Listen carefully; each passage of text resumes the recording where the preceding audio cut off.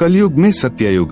संत रामपाल जी के सत्संग वचनों से उद्घृत। सत्ययुग उस समय को कहते हैं जिस युग में अधर्म नहीं होता, शांति होती है, पिता से पहले पुत्र की मृत्यु नहीं होती, स्त्री विधवा नहीं होती, रोग रहित शरीर होता है, सर्व मानव भक्ति करते हैं, परमात्मा से डरने वाले होते हैं क्योंकि वे आध्यात्मिक ज्ञान के सर्व कर्मों से परिचित होते हैं, मन कर्म वचन से किसी को पीड़ा नहीं देते तथा दुराचारी नहीं होते, जति सती स्त्री पुरुष होते हैं, वृक्षों की अधिकता होती है, सर्व मनुष्य वेदों के आधार से भक्ति करते हैं।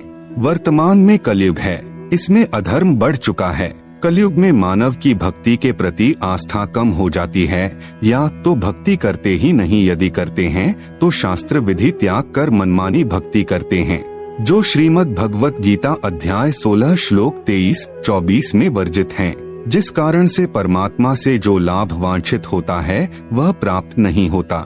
इसलिए अधिकतर मनुष्य नास्तिक हो जाते हैं।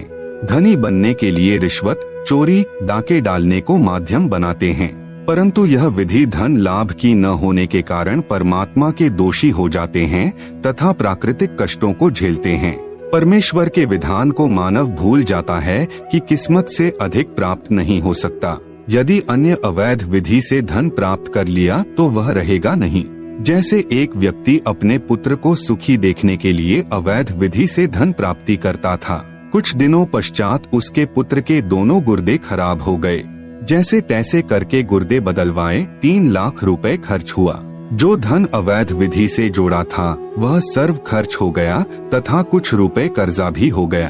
फिर लड़के का विवाह किया। 6 महीने के पश्चात बस दुर्घटना में इकलौता पुत्र मृत्यु को प्राप्त हुआ। अब न तो पुत्र रहा और न ही अवैध विधि से अर्जित किया गया धन। शेष क्या रहा?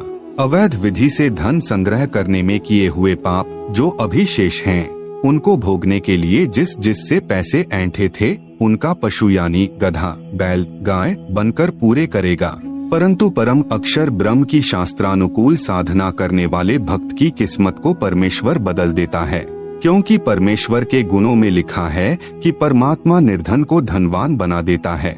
सत्ययुग में कोई भी प्राणी मांस, तंबाकू, मदिरा सेवन नहीं करता, क्योंकि वे इनसे होने वाले पापों से परिचित होते हैं। मांस खाना पाप है। एक समय एक संत अपने शिष्य के साथ कहीं जा रहा था। वहाँ पर एक मछियारा तालाब से मछलियाँ पकड़ रहा था। मछलियाँ जल से बाहर तड़फ तड़फ कर प्राण त्याग रही थी।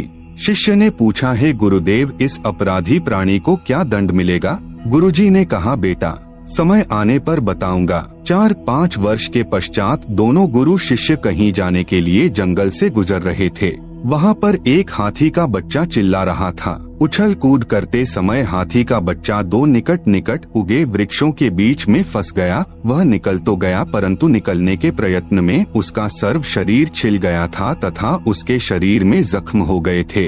उसके सारे शरीर में कीड़े चल रहे थे जो उसको नोच रहे थे। वह हाथी का बच्चा बुरी तरह चिल्ला रहा था। शिष्य ने गुरुजी से पूछा कि हे गुरुदेव, यह प्राणी कौन से पाप का दंड भोग रहा है?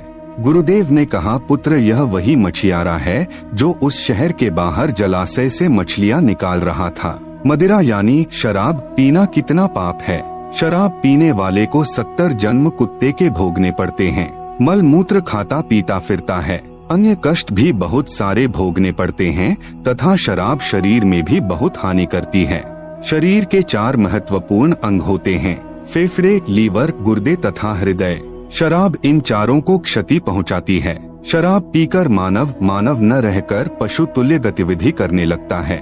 कीचड़ में गिर जाना, कपड़ों में मलमूत्र तथा वमन कर देना, धन हानि, मान हानि, घर में अशांति आदि मदिरा पान के कारण होते हैं। मदिरा सत्ययुग में प्रयोग नहीं होती। सत्ययुग में सर्व मानव परमात्मा के विधान से परिचित होते हैं, जिस कारण सुख का जीवन व्यतीत करते हैं। गरीब मदिरा पीवे कड़वा पानी, 70 जन्म स्वान के जानी। दुराचार करना कितना पाप है। परद्वारा स्त्री का खोले, 70 जन्म अंधा हो डोले। पूज्य कबीर परमेश्वर जी ने बताया है कि जो व्यक्ति किसी परस्त्री के साथ दुष्कर्म करता है तो वह 70 जन्म अंधे का जीवन भोगता है। बुद्धिमान व्यक्ति ऐसी आफत कभी मोल नहीं लेता। मूर्ख ही ऐसा कार्य करता है। जैसे आग में हाथ डालने का अर्थ मौत मोल लेना है, जैसे कोई व्यक्ति किसी अन्य के खेत में बीज डालता है तो वह महामूर्ख है। बुद्धिमान व्यक्ति ऐसा कभी नहीं कर सकता। वैश्यागमन को ऐसा जानो जैसे कुर्डियों पर गेहूं का बहुमूल्य बीज का थैला भर कर डालाए। यह क्रिया बुद्धिमान व्यक्ति नहीं कर सकता, या तो महामूर्ख या शराबी निर्लज अर्थात घंड व्यक्ति ही किया करता है। विचारणीय विषय है कि जो पदार्थ शरीर से नाश होते हुए आनंद का अनुभव कराता है, यदि वह शरीर में सुरक्षित रखा जाए तो कितना आनंद देगा।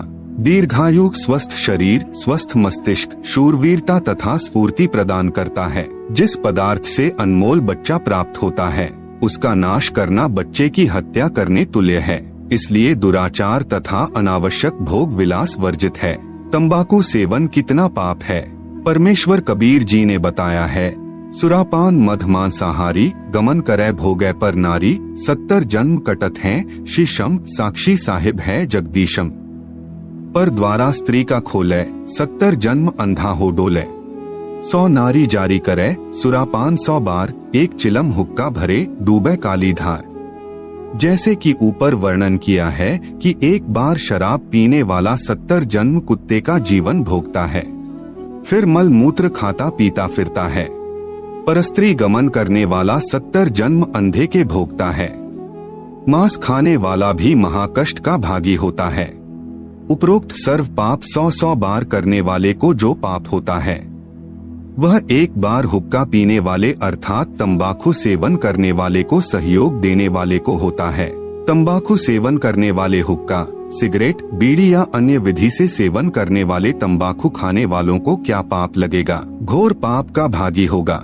एक व्यक्ति जो तंबाकू सेवन करता है, जब वह हुक्का या बीड़ी सिगरेट पीकर धुआं छोड़ता है तो वह धुआं उसके छोटे छोटे बच्चों के शरीर में प्रवेश करके हानि करता है। वे बच्चे फिर शीघ्र बुराई को ग्रहण करते हैं तथा उनका स्वास्थ्य भी बिगड़ जाता है।